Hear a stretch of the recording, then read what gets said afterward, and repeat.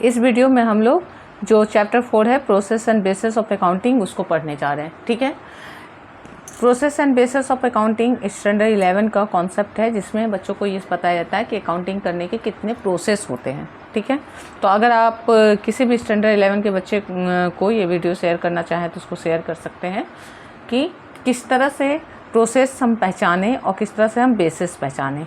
तो सबसे पहले है कि प्रोसेस क्या है अकाउंटिंग का। तो प्रोसेस ऑफ अकाउंटिंग जो है उसका क्या क्या पार्ट है। तो पहला है आइडेंटिफिकेशन ऑफ ट्रांजैक्शन। किसी भी ट्रांजैक्शन को करने से पहले उसको आइडेंटिफाई करना बहुत ज़रूरी है कि वो ट्रांजैक्शन है क्या, वो सेल से रिलेटेड है या परचेज से रिलेटेड है, पेमेंट से रिलेटेड है या इनकम से रिलेटेड है। तो आइडेंटिफिकेशन ऑफ ट्रांजैक्शन होना चाहिए पहला स्टेप। दूसरा क्या है, जब हमें ट्रांजैक्शन आइडेंटिफाई हो जाए तो वाउचर प्रिपेयर किया जाता है। अगर सेल है तो सेल का वाउचर बनेगा, परचेज है तो परचेज का वाउचर बनेगा, मतलब रिलेटेड वाउचर बनेगा। इसके बाद फिर क्या होगा, रिकॉर्डिंग किया जाएगा उस ट्रांजैक्शन को रिकॉर्ड किया जाएगा in the books of account, जो ओरिजिनल एंट्री जर्नल होता है, जो हम लोग चैप्टर 9 में पढ़ेंगे। सारे ट्रांजैक्शन एक जगह रिकॉर्ड हो जाते हैं, एक दिन के सारे ट्रांजैक्शन एक जगह, फिर अगले दिन के एक जगह।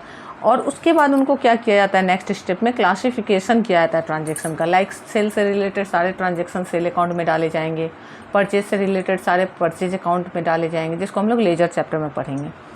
उसके बाद फिर लास्ट में क्या होता है, समरी होता है। समरी मतलब क्या बनता है, उसका ट्रायल बैलेंस बनता है और फाइनेंशियल स्टेटमेंट बनता है। फाइनेंशियल स्टेटमेंट के दो पार्ट होते हैं, एक statement of profit and loss और दूसरा होता है बैलेंस शीट।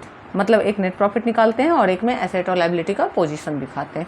तो ये प्रोसेस है। इस प्रोसेस को हम सीक्वेंस को इंटरचेंज नहीं कर सकते हैं। ऐसा नहीं हो सकता है कि पहले समरी निकाल ले फिर आइडेंटिफाई करें। जब भी लिखेंगे तो सीक्वेंस में लिखना है। पहले आइडेंटिफिकेशन ऑफ ट्रांजेक्शन, फिर प्रिपरेशन ऑफ वाउचर, उसका रिकॉर्डिंग ऑफ ट्रांजैक्शन, उसके बाद क्लासिफिकेशन ऑफ ट्रांजैक्शन और फिर summary in form of trial balance and preparation of financial statement.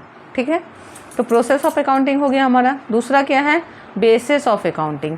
Basis of accounting में क्या है, बेसिस ऑफ अकाउंटिंग में 3 बेसिस हैं। एक है कैश बेसिस ऑफ अकाउंटिंग, दूसरा है एक्रूवल बेसिस ऑफ अकाउंटिंग और तीसरा है हाइब्रिड बेसिस ऑफ अकाउंटिंग। तो कैश बेसिस ऑफ अकाउंटिंग क्या होता है, cash basis of accounting is a system in which only those transactions are recorded for which cash is paid और received. Means if cash is paid और received then only transactions will be recorded. अगर cash नहीं मिला है या cash पे नहीं किया हमने, मतलब हमने उधार में खरीदा, तो रिकॉर्ड नहीं करेंगे।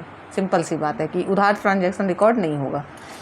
अब क्या बोल रहा था, difference between total income and total expense. जितना इनकम आया होगा टोटल, मतलब जितना कैश आया, और टोटल एक्सपेंस मतलब जितना कैश गया, उन दोनों का ही डिफरेंस यहाँ क्या हो जाता है, प्रॉफिट या लॉस हो जाता है। अब इसमें क्या क्या नहीं लेते हैं, तो आउटस्टैंडिंग एक्सपेंस नहीं लेते हैं। आउटस्टैंडिंग एक्सपेंस मतलब क्या होता है, जो ड्यू हो गया एक्सपेंस लेकिन हमने पे नहीं किया हम अभी तक। प्रीपेड एक्सपेंस मतलब हमने एडवांस में ही पे कर दिया था पहले। एडवांस इनकम, एडवांस में पहले मिला हुआ इनकम जो था। और अक्रूड इनकम, जो इनकम अभी मिलना बाकी है, ये सब इसमें रिकॉर्ड नहीं होता है क्योंकि ये कैश बेसिस ऑफ ट्रांजैक्शन है। ये सारे टर्म्स हम लोग आने वाले चैप्टर में इसको अच्छे से समझेंगे। अभी एक्सप्लेन करने से भी आपको पूरी तरह से समझ नहीं आएगा और चैप्टर बहुत लेंथी हो जाएगा। ये कॉन्सेप्ट मेनली है कि कैश बेसिस क्या होता है और अक्रूवल बेसिस क्या होता है। तो जब रिलेटेड चैप्टर्स आएंगे तो वहाँ हम लोग इन सब टर्म को और अच्छे से सीखेंगे।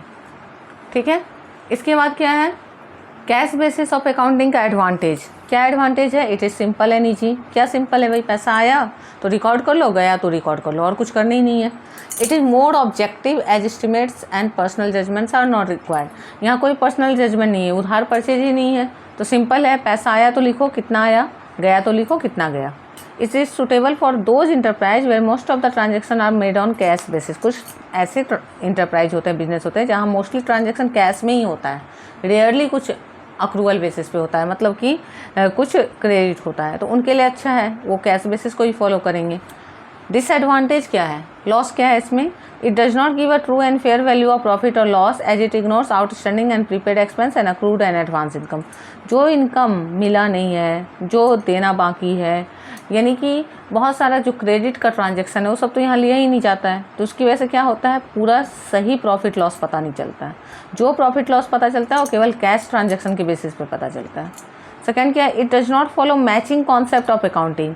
अब मैचिंग कॉन्सेप्ट में हम लोग क्या करते हैं, एक्सपेंस और इनकम को आपस में टैली करते हैं कि कौन ज़्यादा है कौन कम है। तो यहाँ पे वो मैचिंग कॉन्सेप्ट फॉलो नहीं हो सकता है क्योंकि अक्रूवल बेसिस है ही नहीं, बहुत सारे ट्रांजैक्शन छूट जा रहे हैं, लिया नहीं रहे हैं। तो इस वजह से क्या हो रहा है, मैचिंग कॉन्सेप्ट फॉलो नहीं हो पाता है, मतलब फाइनेंशियल स्टेटमेंट नहीं बनाया जा सकता है। This system is not recognised by companies act 2013। जो कंपनीज एक्ट 2013 है इस सिस्टम को वो वैलिड नहीं मानती है, ठीक है, यानी इसको एज एन एविडेंस कोर्ट में हम नहीं प्रेजेंट कर सकते हैं, ठीक है। नेक्स्ट टॉपिक क्या है, accrual basis of accounting. Accrual basis of accounting का मतलब क्या होता है, एक ऐसा system in which all cash and credit transaction are recorded, मतलब सारे ट्रांजेक्शन रिकॉर्ड करने, अगर वो मनी से रिलेटेड है तो रिकॉर्ड होगा, अगर कैश में पेमेंट हुआ हो, रिसीव हुआ तो भी, और अगर क्रेडिट पे हुआ तो भी। Income is recorded when it is earned और अक्रूड। इनकम अर्न करने का मतलब क्या होता है, अर्न करना मीन्स आपने काम कर दिया है तो इनकम अक्रू हो गया, आपको पता चल गया।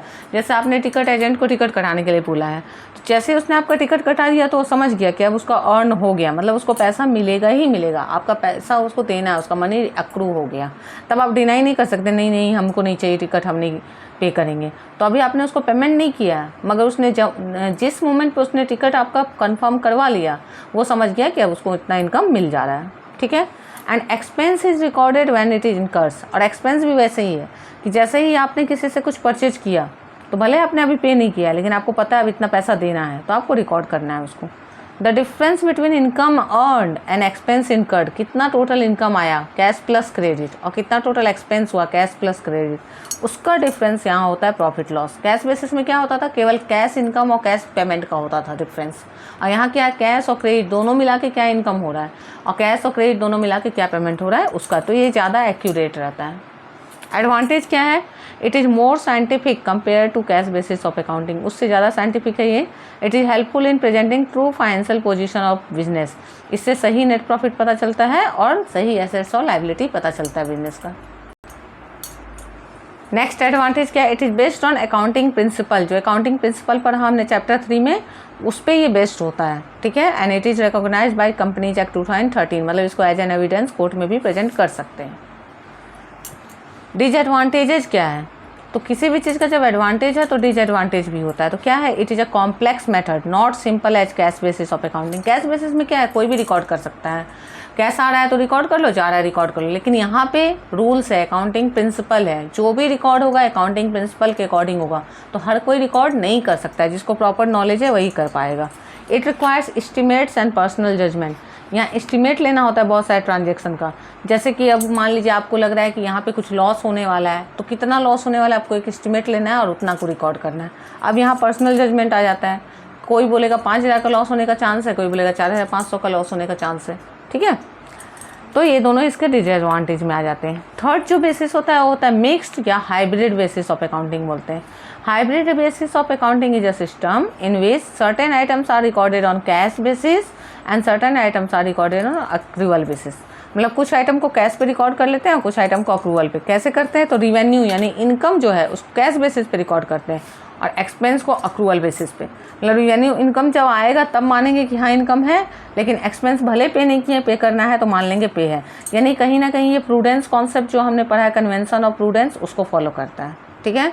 द प्रॉफिट और loss shown under this basis will not be realistic. अब इसमें प्रॉफिट लॉस रियलिस्टिक नहीं होगा। क्यों नहीं होगा, क्योंकि जो इनकम आना बाकी है उसको तो हमने छोड़ दिया, लेकिन एक्सपेंस जो देना बाकी है उसको भी रिकॉर्ड कर लिया, मतलब ये भी इनकम्प्लीट है।